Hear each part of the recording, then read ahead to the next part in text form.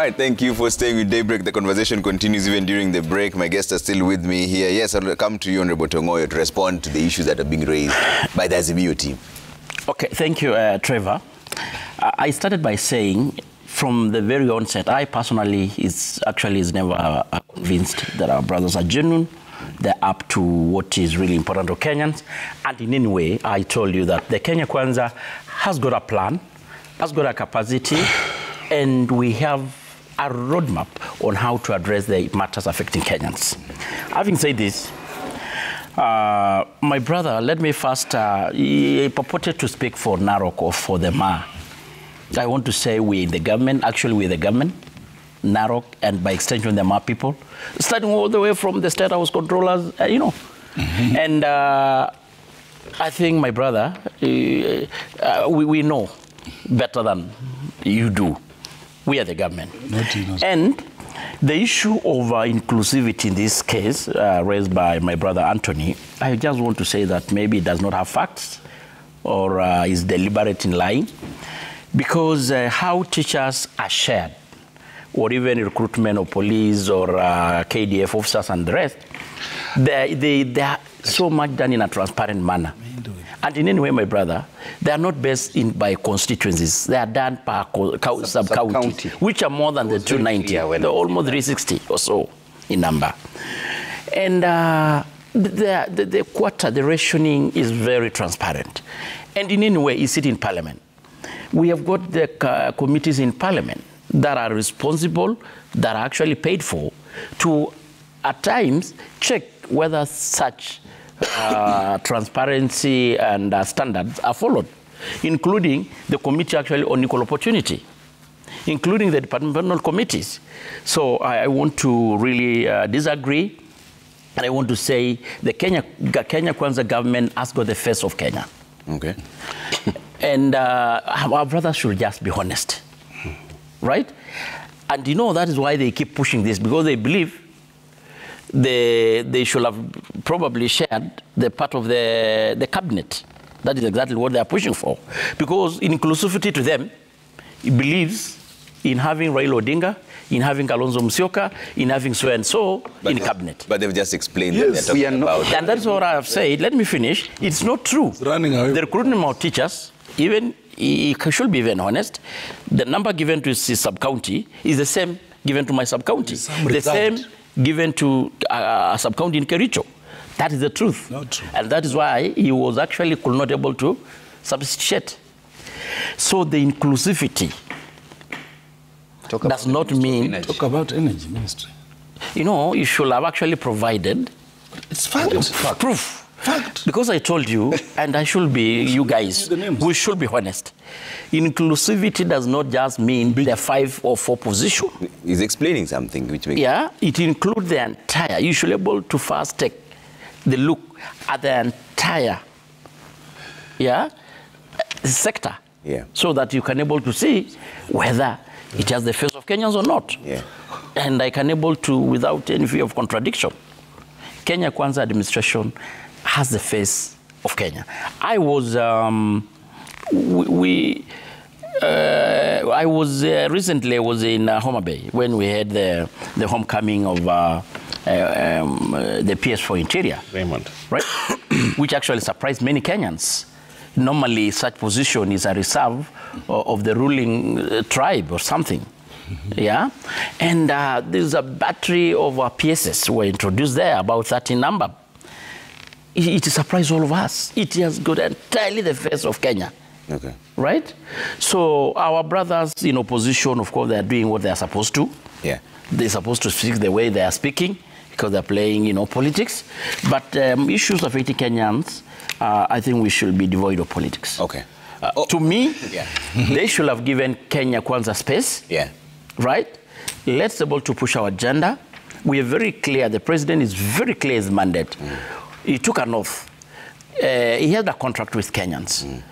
And we all know this is a man who hardly sleeps 24/7, trying to really give the Kenyan the best services. Okay. Our brothers should done their part. Yeah. They stick to their lane. Okay. They're the opposition. Let them form the shadow cabinet right?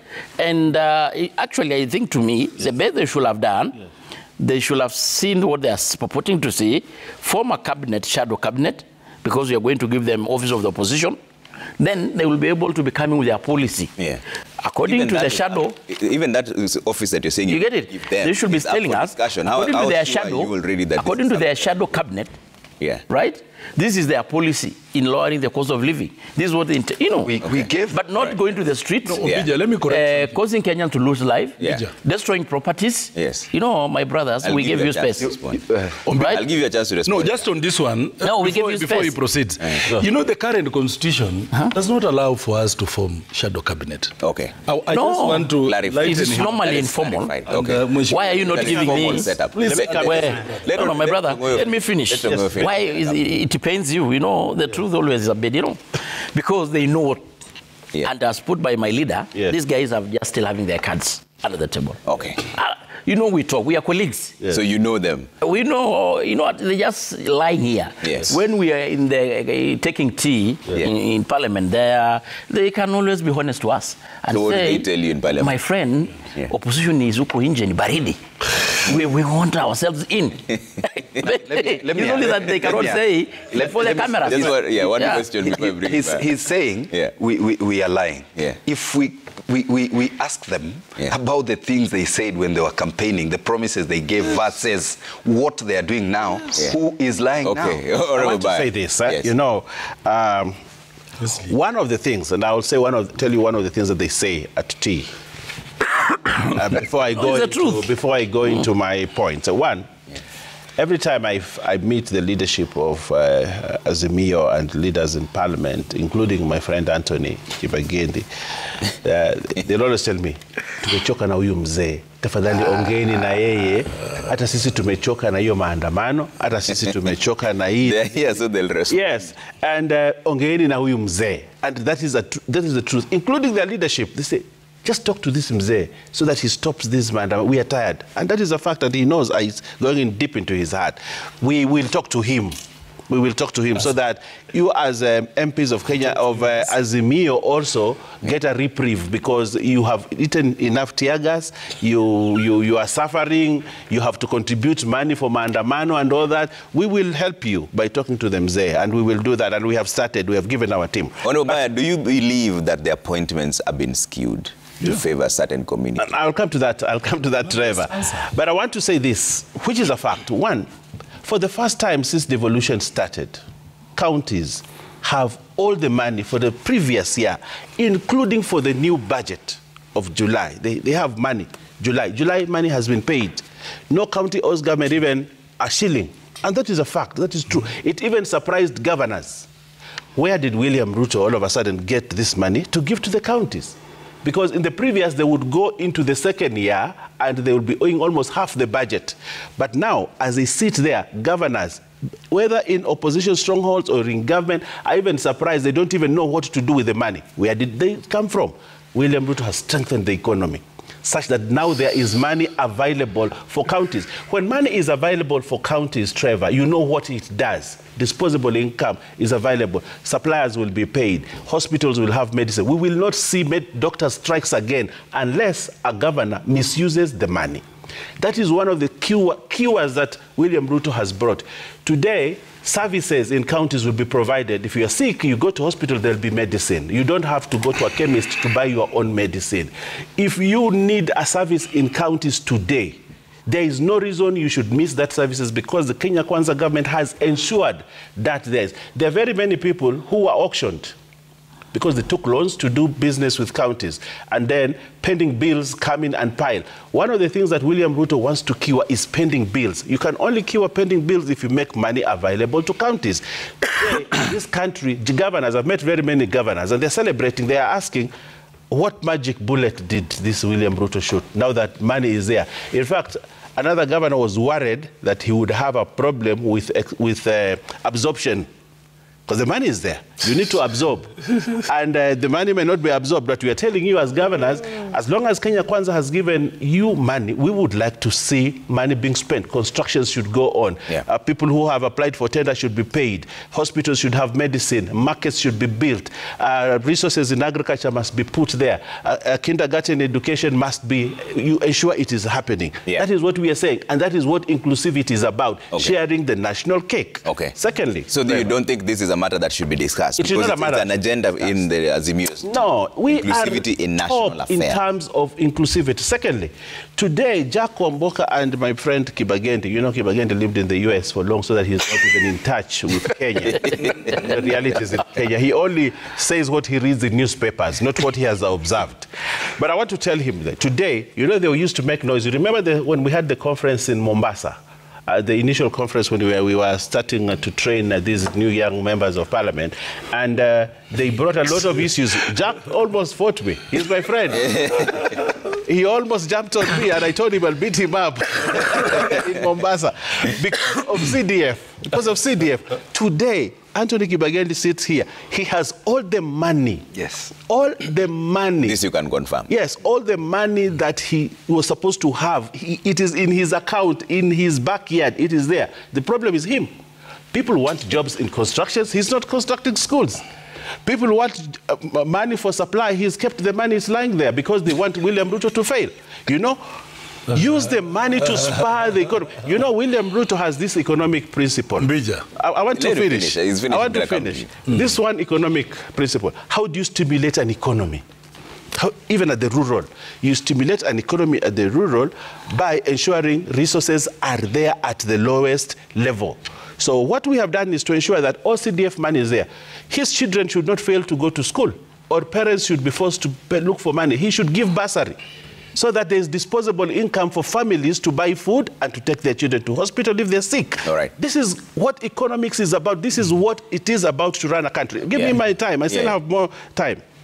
One of the things that you do as an economist when you're a president, you want to secure your country in terms of food.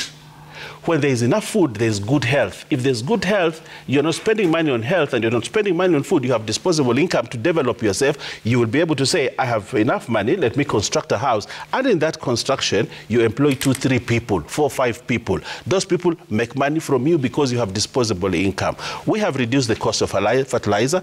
We have, if you look at what the president has said, we have increased the acreage on farms over 200 acres. Increase. Not just increase. You look at productivity now, look at issues of parsleys, of beans, of dengue, of all that. They're there. Kenyans now are food. If you cure the issues of food security in this country, there'll be a domino effect. Yes, there'll be a ripple effect of what you do. You have an economy that will boom. Trevor, I want to say this lastly. Yeah. Every time these guys speak, they talk about Loon Qiu, the guy in Singapore. What was his silver bullet? What did he do to ensure that Singapore is where it is? Is it different from what William Ruto is doing? Is it different? They will sing praises of that guy in Singapore, and every member of parliament here says there's a trip they want to go to. They want to go to Singapore. They want to visit that country to see what was done there. But what did he do? He invested in housing. Dearly, and protected that sector and ensured that houses is available because it will provide employment, it will provide investment, it will have a lot of ripple effect on the economy. Today, William Ruto said, if you believe that Singapore is where it is because of the policies that were implemented by the then president, here we are in Kenya, we are actually trudging on that route to ensure there's food security, to ensure there is, the economy is booming because there's disposable income and money, and also to ensure that the housing sector grows, because when housing sector grows, the guys who are carpenters will make doors. They will make windows. The cement factories will make cement, which will be bought to build those. The guys who are doing iron, they will have a place to sell the iron. The iron sector, when the iron sector improves in this country, the construction sector improves, the index, we have seen in the past, during Kibaki's time, there was a lot of construction, a lot of construction. What does tell you? When the construction sector in this country moves up, the economic stimulus is also going up, and therefore the country is on the right trajectory. This government is on the right. No, just a minute. Just a minute. Then you know we are one team. Now, you know they have nothing to offer now. They are confused. My brother is being mischievous, Trevor. He's talking of now they've released money to governors and MPs. Yes. By the way, the money they have released to governors is not even 15%. No, it is a fact. It is not 15% of the Kenyan budget. Okay. So where is the 85%? No. Okay. No, Trevor, I want to Can we just skip it? Just write the response. I would like to correct that. It is wrong for him to do that. It is wrong for him to do that. I want to tell him, you see, one of the values of leadership is integrity. Okay. And honesty. And honesty. Okay. And facing facts the way they are without having to dilute. Okay. It all is right. not Just ask him, Today, has he received what is due to him as CDF? Today, let him respond. No, let me fix this. Let me fix this. Okay. He will not get away with murder. Right. Let me fix it. One step. You see, what percent? They participated in the revenue sharing formula in Parliament. Probably they don't come to Parliament. That's not the point. That changes that's not the point. We agreed on today, this government is at 30%. Okay, fine. Let him make his point. Let him make his point. Yes, you're talking about money to counties. Have you received your CDF? Let's not talk about CDF. Yes, let's go to CDF. Just a minute. I have received CDF. Yes. Counties have received the money. Okay. Yes. That accounts only less than 17%. No. No, listen. They've received the money. Trevor, just a point of order here on this. Let him explain. But let's be honest, what you said that they received what is due to them, 100%. Let him explain. Which is the first time in almost 10 or 15 years that it has ever happened. Let him explain. Is this the first time? Yeah. That's not true. It's not the first time you've received with regard to CDF. That's but he has never been in Parliament. He was not in Parliament. This is a first time. So he does not understand. Ombija, can I talk? Let him explain. Now, I'm knowledgeable. Okay. Ombija, we are talking about a Kenyan budget. Okay? A brother wants us to be comfortable because 17% has been shared. Okay? Whereas that is fine. Dig the facts, Trevor. Dig the facts. That's good. Yeah. How about the remaining 83%? Where is it? Where is that money? Okay. Where can it be felt in Bungoma, in Trans Nzoia, and all that? Okay? Today, my brother does not know. We have contractors who build junior secondary schools. Okay? Some of them are even losing life, committing suicide. Because these people they were paid the other day, not. No, and we even had the minister came to Parliament and told us he has released the money. Ombija, just listen. There were some that were paid. Most of this, I can just call someone now on national TV who will tell you most of these people, Ombija, have not. Do your facts. You are a journalist. The story that in fact, I can give you people who have not been paid. Some contractors to date. Okay.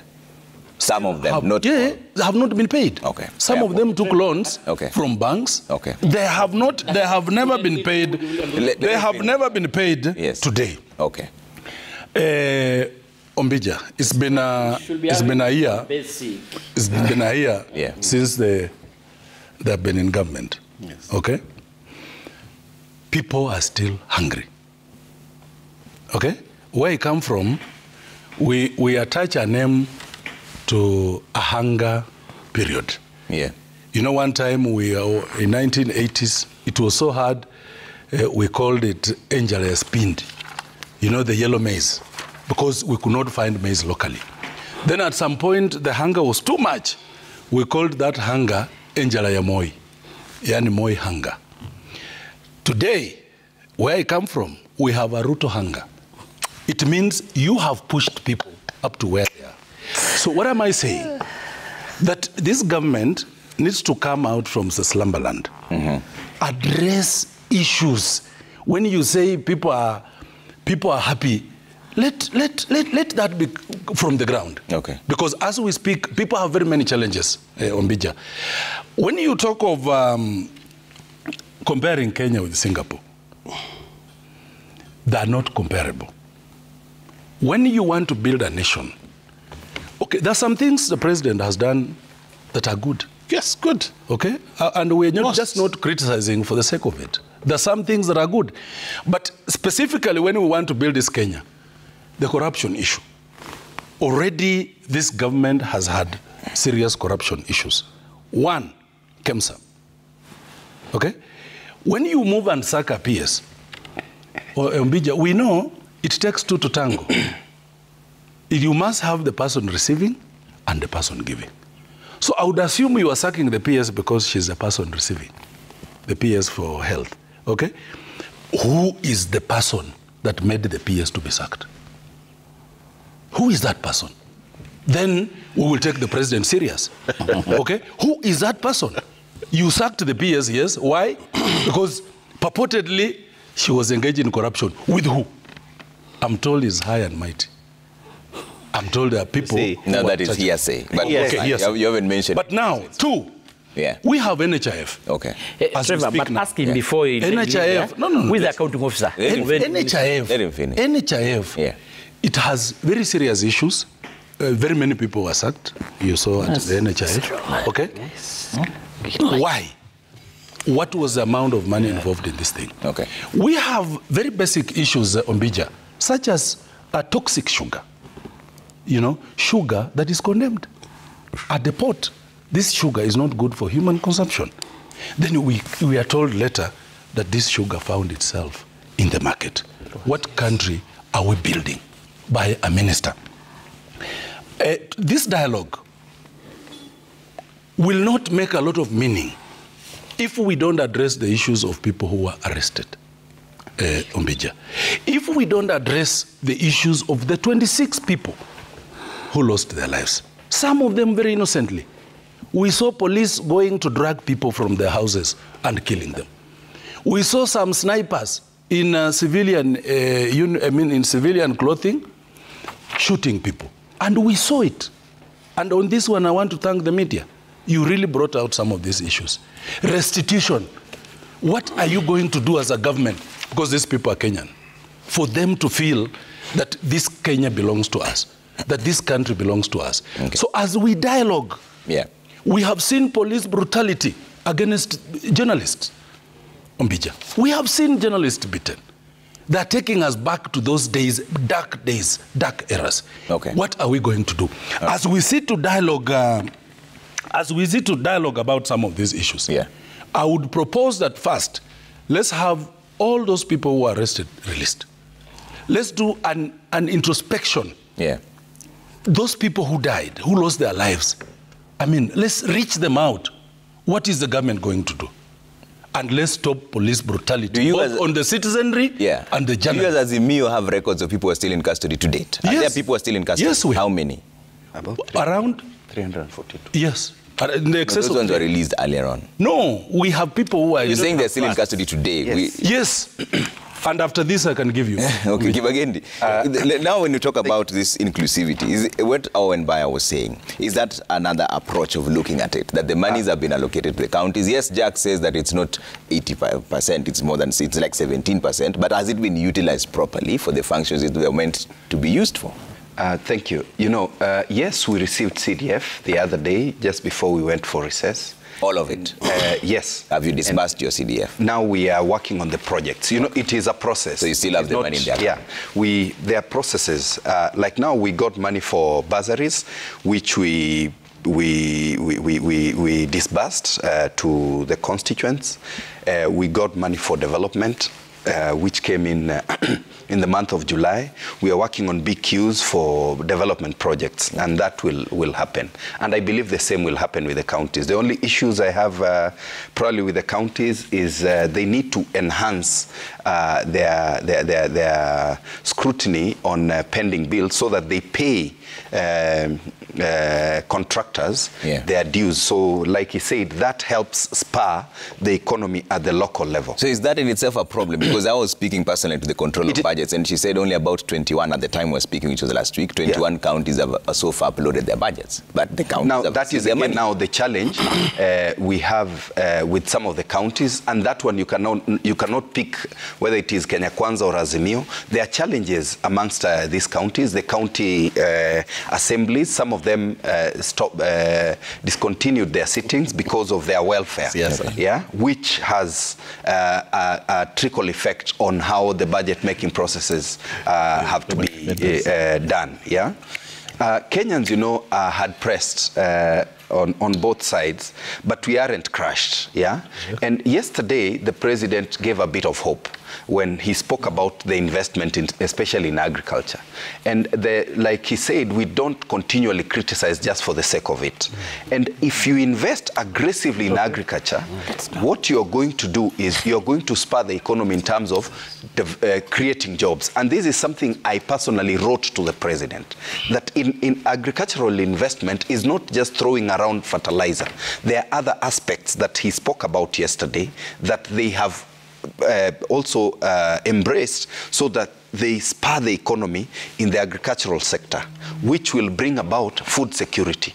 When you have food security, you will have fewer people coming for Mandamano. They'll be full. So on that you agree with the president? That's good. And if they deal with it. But now, I hope we'll not have a glut whereby we have a lot of maize produced in the next few weeks, and then by January, February again, we are back to where we are. And then we keep saying we are waiting for the next harvest. We need to deal with this by having, you know, when we talk about the value chain, from production, from training to production to actually value addition, issues to do with storage, issues to do with improving on the quality of the products and stuff like that. Those are things that actually need to be done.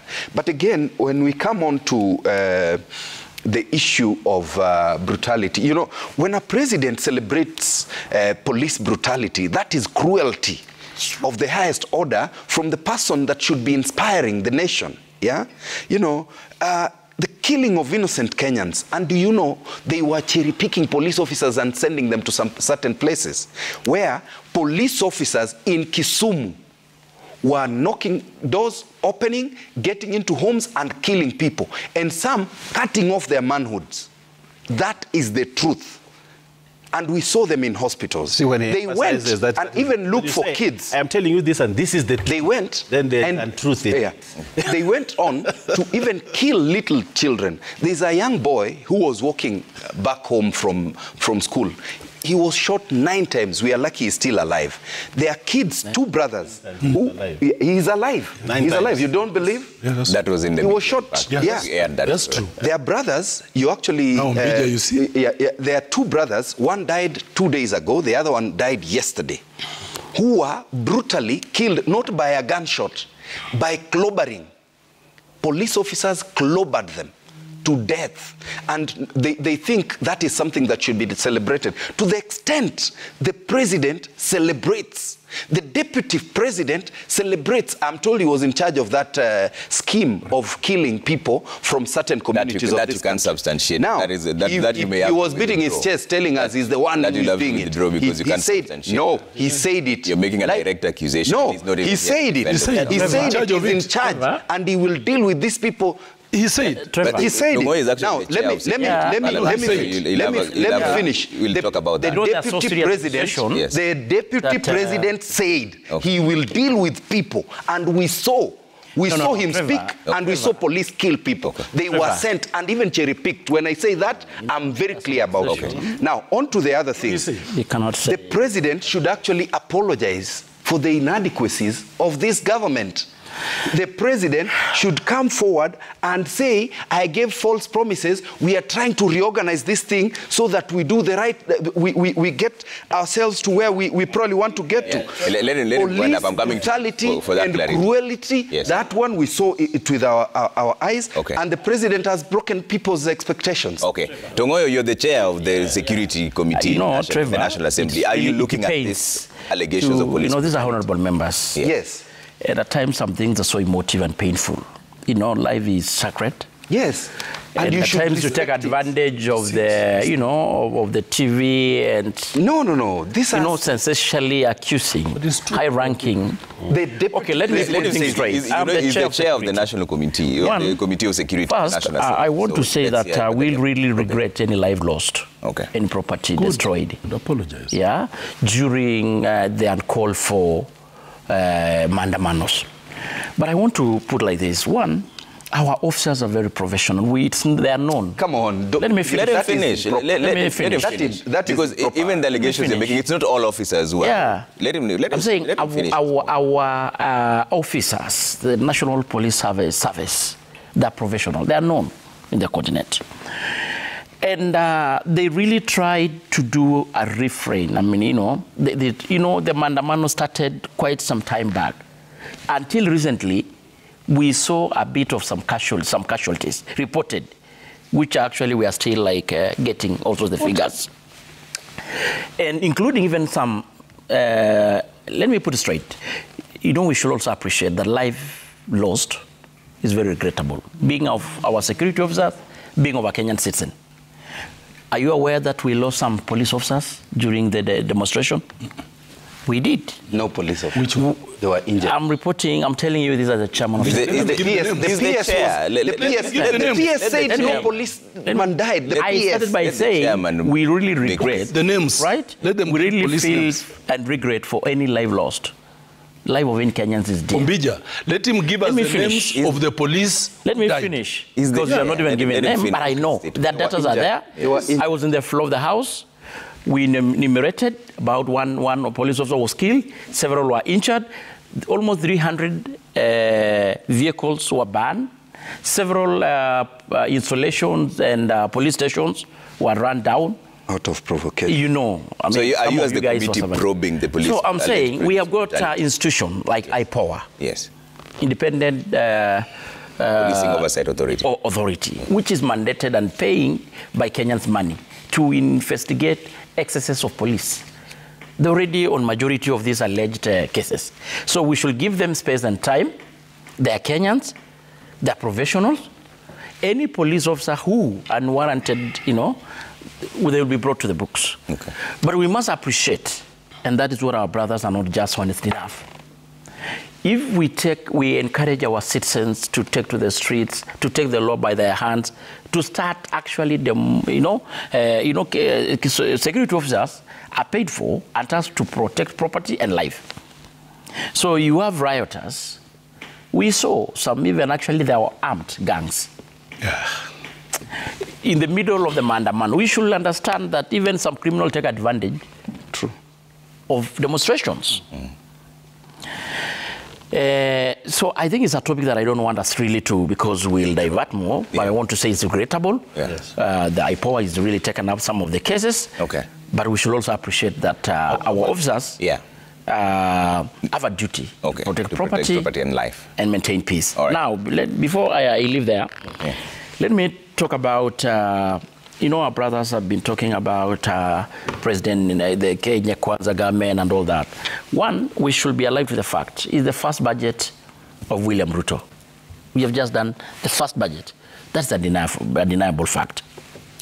And it is tailored in a manner that is modeled, in a manner that is a value chain model, where they start looking into from the production through the chain, the way my brother Anthony has put it. It is a well-thought and tailored budget. Yeah.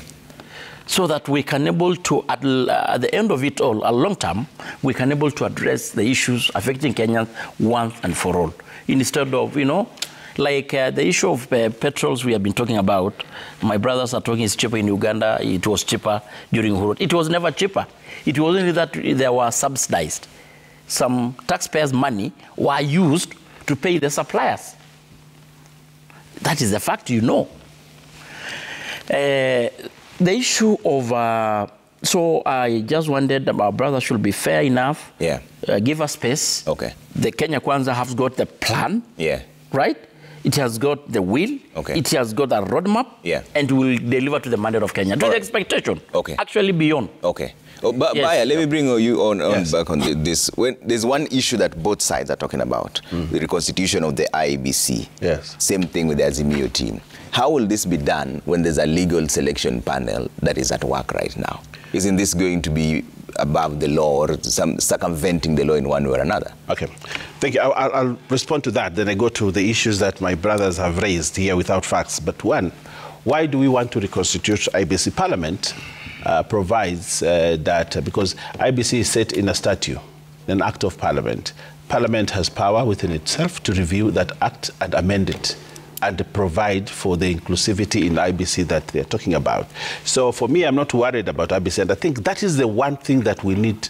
Actually, when we must go into this negotiation, I think IBC should be the only issue that needs to be discussed. Why? Because we are looking at, one, there are like, there's a by-election that needs to be done. You know, we lost a member of parliament.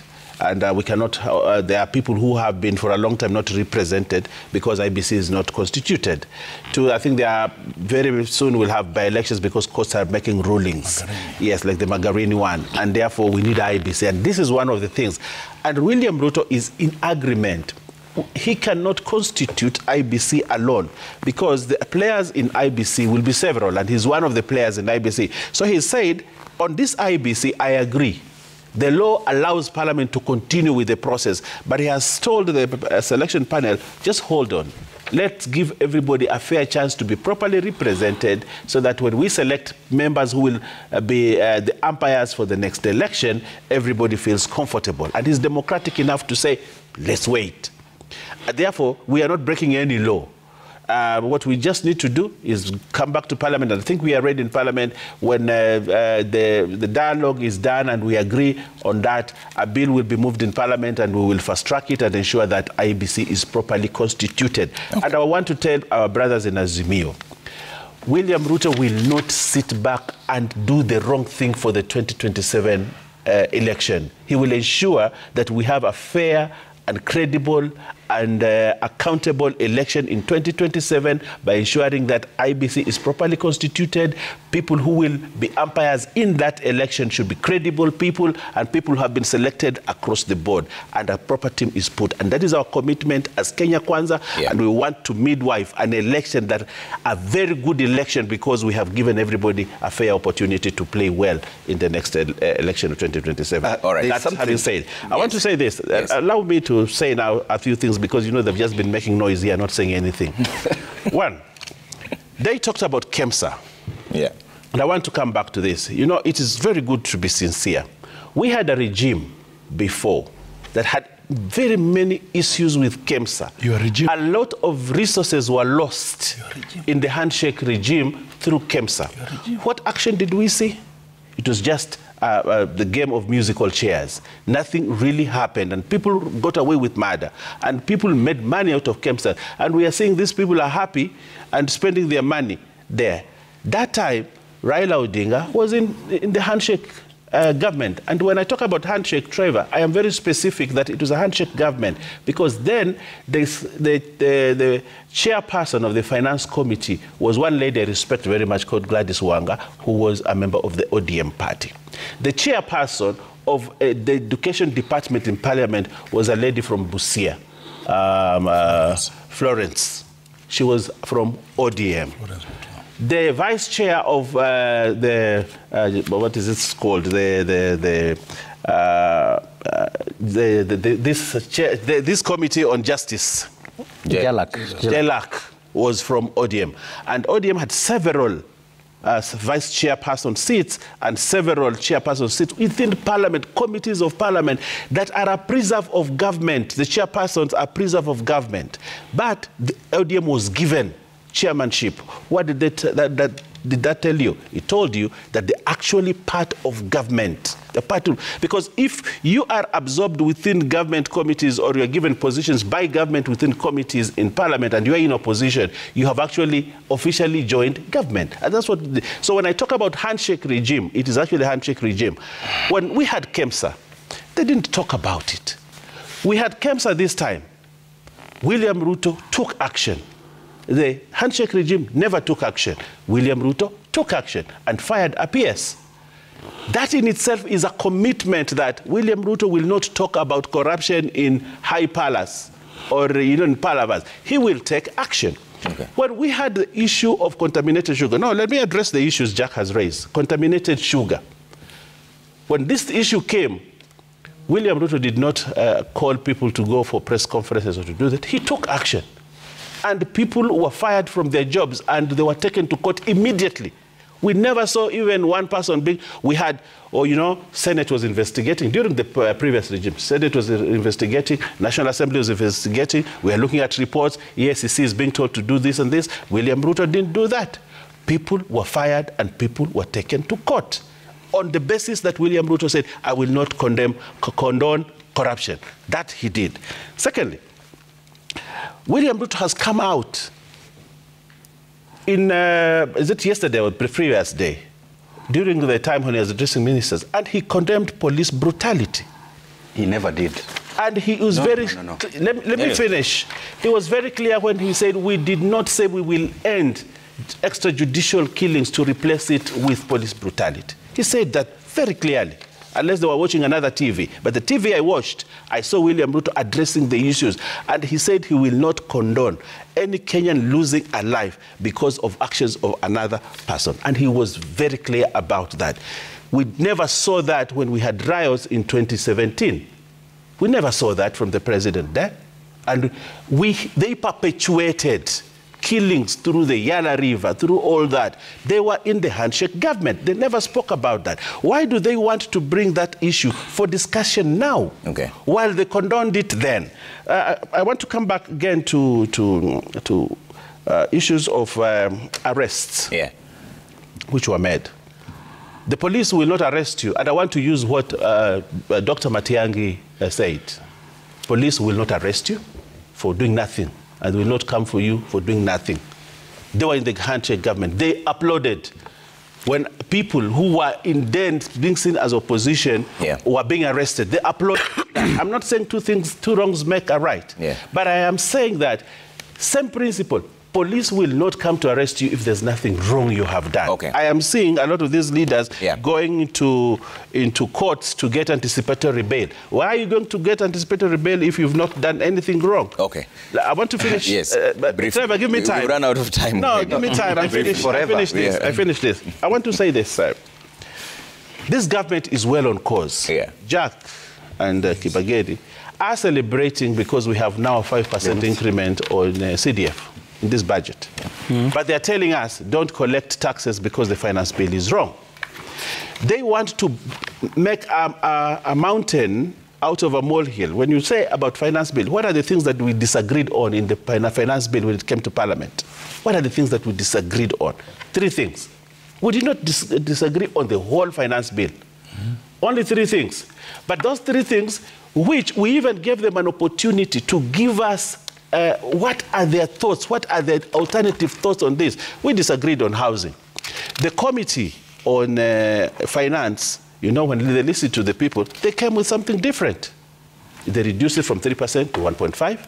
And then they said, okay, they removed the capping. Right? Yes, we are removing the capping because Kenyans had said the capping. Before it was a saving night, became a tax. Yes, the committee listened to Kenyans. And when they listened to Kenyans, they came and made a report. And that report, you find it in Parliament, and it will tell you, they don't read parliamentary reports. It will tell you, the public said this and this and this. And therefore, from the public... it is not the public. Public participation. There was no public participation on review. No, let me finish. You see, there was no public participation for the sake of...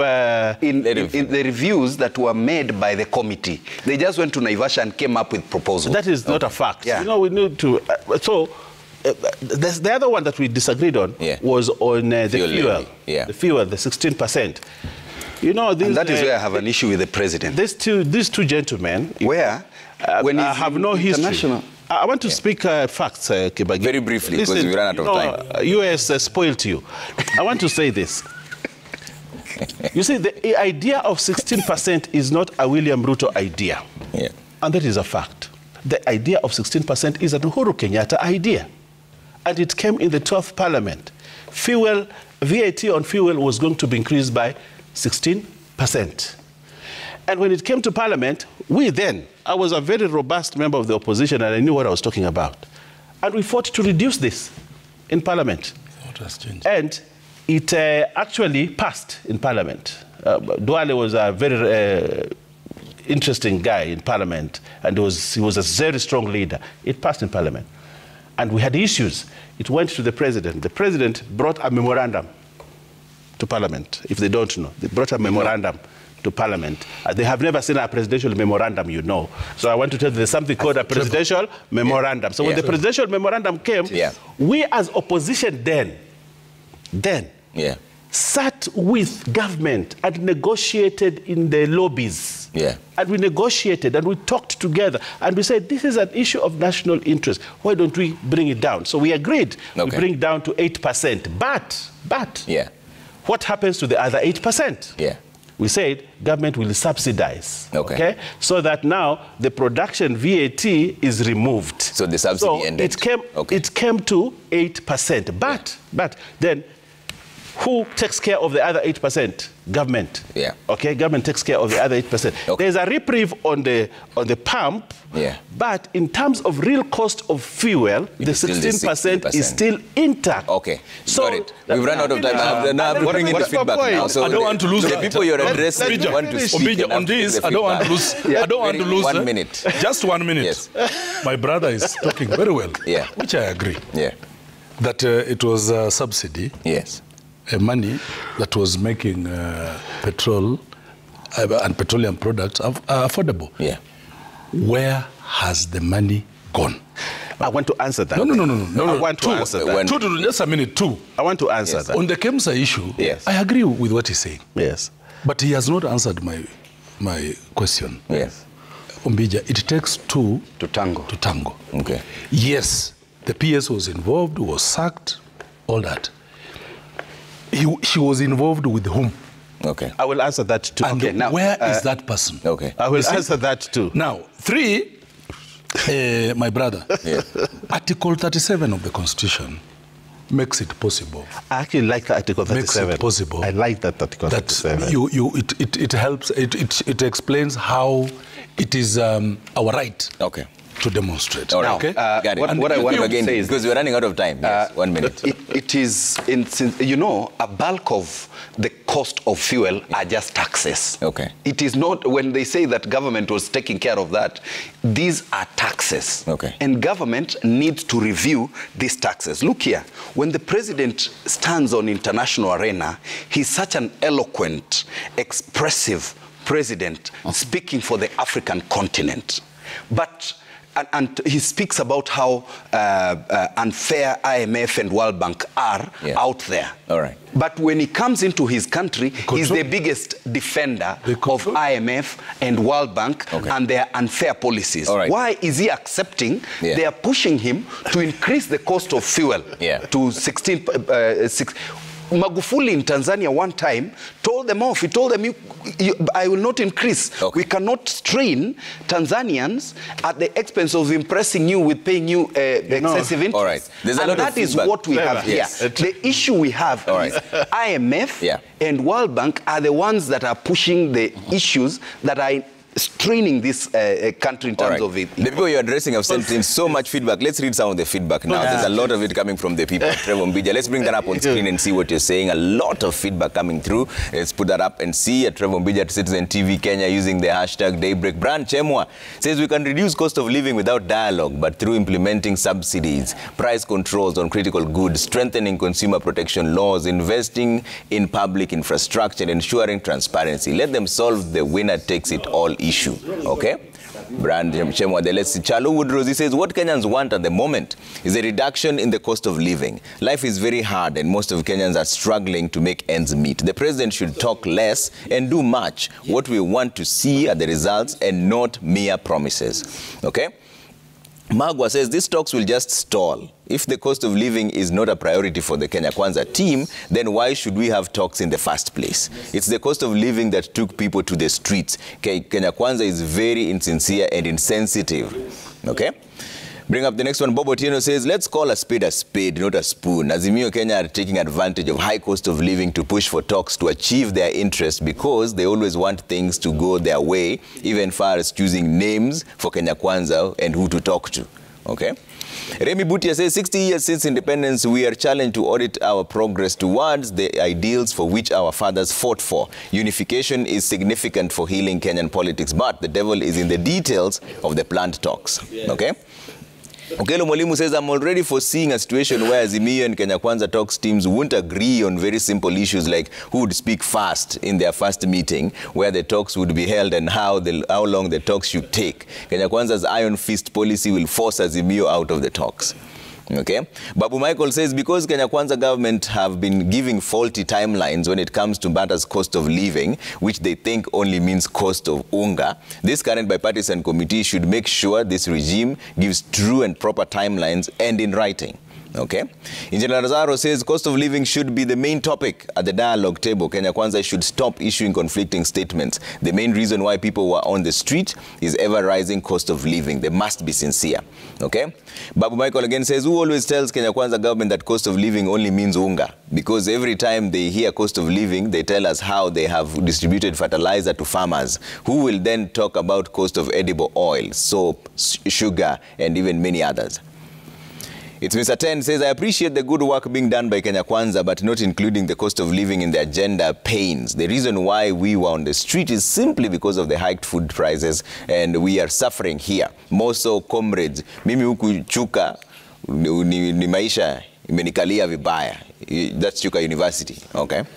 Magua says the cost of fertilizer was dropped from 7,000 to 3,500 in September last year, and 11 months later, the cost of living is still high. If fertilizer was the solution, then we could be seeing difference now. The president should reduce taxes or bring subsidies.